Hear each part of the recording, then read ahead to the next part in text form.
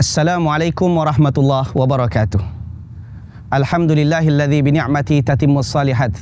Wassalatu wassalamu ala sayyidis sadat wa asyrafil bariyat wa ala alihi wa ashabi ahlil fadaili wal karamat. Para penonton yang dikasihi oleh Allah Subhanahu wa taala. Setiap insan yang hidup di dunia ini pasti punya masalah hidup.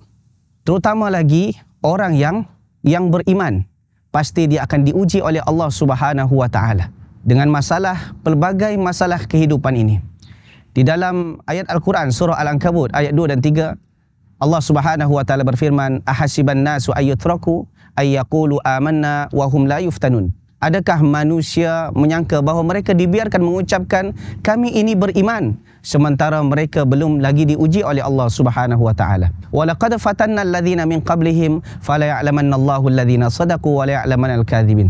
Maka kami sungguh sudah menguji orang-orang sebelum mereka, yaitu orang-orang beriman sebelum kita pun sudah diuji oleh Allah Subhanahu wa taala supaya membuktikan siapa yang betul-betul beriman dan siapa yang dusta keimanannya. Orang yang diuji oleh Allah Subhanahu wa taala bergantung kepada kadar keimanannya. Bertambah besar imannya, bertambah besar rasa takut dia kepada Allah, maka bertambah besar ujian yang Allah akan berikan kepadanya. Bukan tanda Allah bencikan dia, tapi tanda Allah Subhanahu wa taala sayangkan dia. Di dalam hadis Nabi SAW, Nabi SAW bersabda, inna idhamal jaza ma'idhamil bala, wa inna Allah ta'ala idha ahabba qauman ibtalahum faman radiya falahu ridha wa man sakhita falahu sukht. Sesungguhnya besarnya pahala bergantung kepada besarnya ujian yang diterima oleh seseorang. Oleh sebab itu kita lihat para nabi-nabi Allah Subhanahu wa taala mendapat ganjaran yang besar kerana mereka mendapat ujian yang besar dari Allah Subhanahu wa taala. Wa innallaha ta'ala idza ahabba qauman ibtalahum. Sesungguhnya Allah Subhanahu wa taala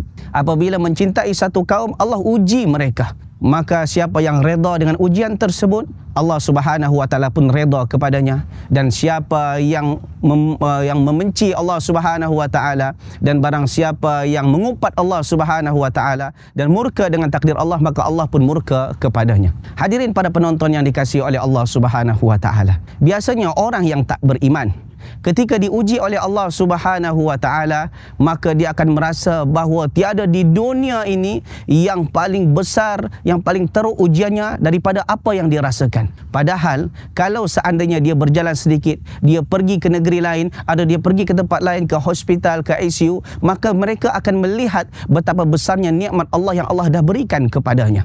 Lihat, cuba di hospital ada orang yang duitnya banyak tapi semput, tapi sesak nafas, susah untuk bernafas, sehingga ketika bernafas perlu dengan oksigen, dengan tabung oksigen. Namun ada orang yang mungkin Allah Subhanahu wa taala berikan dia kesusahan hidup, namun apa yang berlaku? Allah Subhanahu wa taala beri dia keamanan, Allah beri dia kelancaran dalam bernafas, dan ini merupakan nikmat Allah Subhanahu wa taala. Hadirin para penonton yang dikasihi oleh Allah Subhanahu wa taala. Lalu bagaimana solusi seseorang untuk redha dengan takdir Allah Subhanahu wa taala? Yang pertama tadi, cuba lihat orang-orang lain yang mungkin hidupnya jauh lebih susah dibandingkan dia. Yang kedua, banyaklah berdoa kepada Allah Subhanahu wa taala ketika ditimpa musibah. Bukankah Nabi SAW pernah mengajarkan satu doa kepada umat Islam, iaitu ketika seorang umat Islam menerima musibah, maka dia akan berdoa kepada Allah, inna lillahi wa inna ilaihi rajiun, Allahumma ajurni fi musibati wa akhlif li khairan minha. Sesungguhnya kami ini milik Allah dan akan kembali kepada Allah. Ya Allah, ya Rahman Karim, berikanlah balasan pahala dari musibah yang menimpaku ini, dan gantilah sesuatu yang telah hilang daripada diriku. Doa ini pernah dibaca oleh Ummu Salamah ketika meninggalnya suami. Maka dalam hati Ummu Salamah mengatakan, man huwa khairum min Abi Salamah. Siapa sebenarnya lebih baik daripada Abu Salamah? Akhirnya selepas habis masa iddah, maka Allah Subhanahu wa taala menganugerahkan dia balasan yang besar, iaitu dengan datangnya Nabi SAW meminang Ummu Salamah. Lalu Ummu Salamah mengatakan, ha huwa khairum min Abi Salamah. Inilah yang lebih baik daripada Abu Salamah. Jadi semoga Allah Subhanahu wa taala menjadikan kita orang-orang yang redha, sentiasa redha atas segala ketetapan dan takdir Allah Subhanahu wa taala. Wabillahi taufiq wal hidayah. Assalamualaikum warahmatullahi wabarakatuh.